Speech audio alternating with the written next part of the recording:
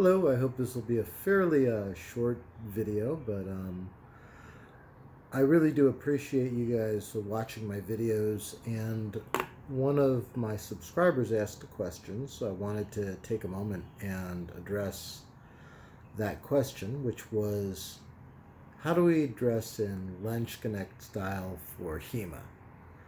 And I want to be clear that I can make some recommendations, but what I'm going to do is I'm not going to talk about costuming for Landsknecht. I'm sure there are 100 other videos out there. I'm going to do something that's specifically to say, if you want to have a Landsknecht type feel with your HEMA uniform, how can we go about doing that? And I think that this question came because a lot of times I'm wearing the hat and things in my videos, and this is just the standard kind of English flat cap. It's actually not appropriate for Landsknecht per se, um, but I want to start really with an equipment side of things, and starting actually with the pants, or even let's start at the bottom. Let's start with shoes. There are a lot of historical stuff that you can use. One thing that I've been using recently, and I've really kind of like, because a lot of people like wrestling shoes and stuff really, really light, but I find wrestling shoes to be very uncomfortable. I have started wearing these, which are medieval moccasins. It's a leather shoe. The design goes basically back to the Romans, but was used in medieval period. This is a modern adaptation, which means you can actually get it with you can get it with a regular sole, but you can also get it with a Vibram sole. So they're ridiculously comfortable, and you just kind of put your foot in, you lace this around your ankle, and you're good to go. I find that it feels like there's almost nothing on my foot. Normally, when I'm competing, I'll wear some trainers or sneakers, but I find these I've been wearing for the last few practices, and they're really, really good. They feel very, very light, and they do give a little more of a historical feel versus a modern shoe. Next, one of the things that kind of commonly you'll see with Landsknechts, and even a lot of people who do HEMA today, are the different colored socks. And I shop at a company that is local to me. I think they're based out of North Carolina, but they do a lot of the festivals and things I go to. But you can buy them online, which is Heroes Haven or Heroes Heaven. They're a sock company that has a lot of different. They have a lot of different materials, a lot of really funky colors, because they do tend to sell to the reenactor crowd. So you can get striped socks, you can get them checked patterns, and what you can do if you really are into that kind of wild and crazy color is buy two different pairs of socks and just put one sock from one set with one of the other, and you'll have that kind of mismatched hose type look. And they do make their socks that are basically kind of over the calf, like just below the knee or just above the knee, depending on how tall you are. And I find those to be particularly nice. You'll oftentimes see me wearing them in my videos. I have one set that I really just love, and I will cry very much when they wear out on me, but they're a beautiful black and gold pattern that they don't make a whole lot of. So that's the socks. And then we get to the pants. And for pants, I have two recommendations from a HEMA equipment standpoint. One is it's called the Pseudohosen, and the Sacramento, California Historical Fighting Society, they make those, or they sell them. I will put a link. I'll try to link everything that I'm saying in the place below.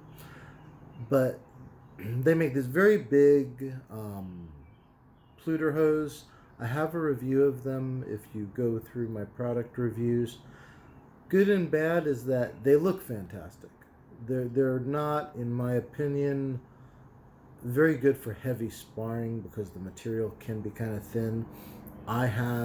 Since I've made those reviews, I took a shot to the leg where it tore one of the seams. It still worked, it still protected me, but then I had to restitch that up, which once again could go to the Landsknecht aesthetic, but it's not as sturdy. When I normally practice, I wear the Pluderhose from Superior Fencing. I strongly do recommend those if you're doing HEMA. I think that they're well padded, they protect well, and they're kind of my go-to. So I would say that if you're going with Landsknecht and you want to have that kind of poofy pants look, although the poof in the Superior Fencing is not as authentic looking, it tends to project that image. And that's what I'm saying, is it's not a costume, this is part of your HEMA equipment, and that's what you should consider. You could go with the pseudo hose. The catch is the colors might not match with the jacket I'm going to recommend. But I'm going to kind of continue moving on. As far as Landsknecht and you want to do a jacket, there is a Landsknecht style jacket from Superior Fencing. Once again, I'll try to link that below. And what it'll have is it'll have like the big shoulders with the kind of the poof pattern that they do with the pants. So it's not a true slashed sleeve, but it gives that kind of look. And I was actually recently on swordpeople.com, and one of the gentlemen there had the pants from Superior Fencing and that jacket, and I had to say it looked pretty good. And that would cover you, once again, most of your basic equipment if you're trying to look the Landsknecht part, but have stuff that you can feel safe sparring in and fighting and practicing. Those would be my go-tos. The other thing I like about Superior Fencing is you got a lot of color options. They do a lot of customization for free. I think that if I personally were going to do Landsknecht, I would contact Superior Fencing and say, like, I want purple and green on this sleeve and red and yellow on this sleeve, and I want the body to be that, because they'll make all those changes, and generally they don't charge you. Maybe if you go like too crazy with it, they might. But you have a lot of different color options if you have options for your club. And that way you could get that kind of wild, mismatched look that Landsknecht tended to have. And I think that would be very helpful.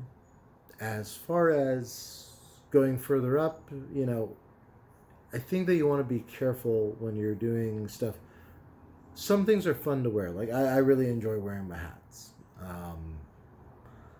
Historically, the first thing that you would have for Landsknecht would be a coif, and it looks really silly on its own, but it's been used forever through the medieval and even the Renaissance, because it basically covers and helps protect your head if you put a helmet on. And then on top of this, you put your obnoxious Landsknecht hat. And I bring this up because you really do want to have this on to make it look right, and then you put the big hat on there. I have seen a very good hat on Etsy from a English seller, and I will try to once again link that in the video. The one thing you got to be aware of, and I'll be honest with you when I'm practicing, is that the hats will get hot, especially Landsknecht hat, because it has good, heavy material over most of your head.